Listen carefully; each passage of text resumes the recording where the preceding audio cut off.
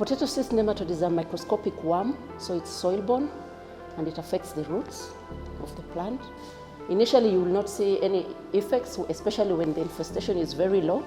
But as the infestation builds up in the soil, eventually you start seeing losses in yield. You will find your plants are stunted, they are yellowing, they are not growing very well. So eventually the roots are also affected, and then the tubers will not form, or they will not form well. So the potato cyst nematode is a very devastating pest of potato.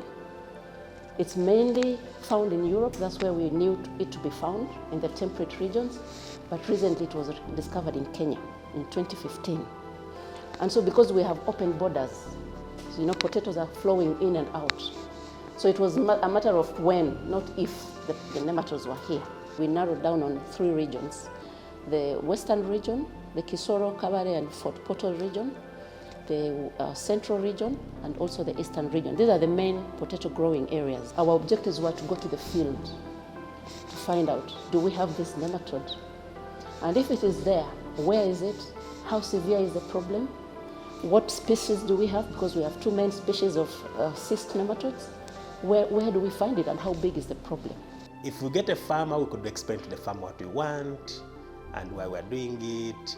If we didn't get a farmer, the good thing we had an extension agent. It's okay, you are mouthpiece, we are not doing anything here, we're only picking samples of soil, not even of the potatoes. No, we're just picking soil. These are soil inhabiting organisms, so they're in the soil.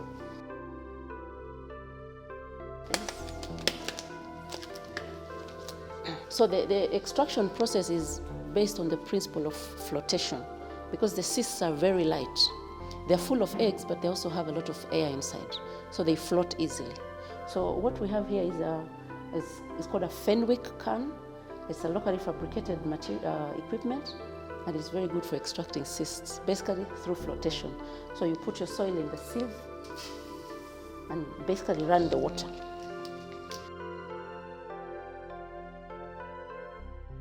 So we have the cysts captured in the sieve, and then we transfer them onto this petri dish. So this is what came from this sieve.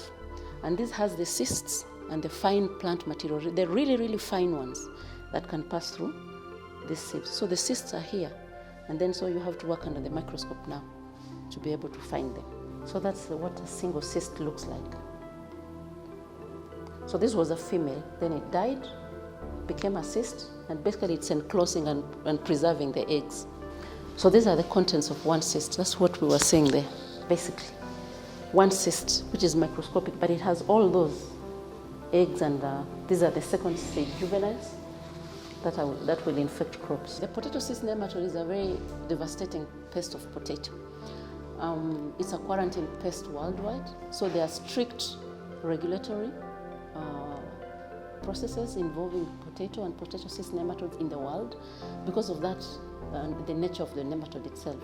Like I said before, it can survive in the soil for over 20 years. Our results are showing that there's 100% incidence, and there's variation on the severity of infestation. Some farms have very high numbers, while others have low numbers. But these were random farms, and so that tells you that this problem is not isolated, it's everywhere.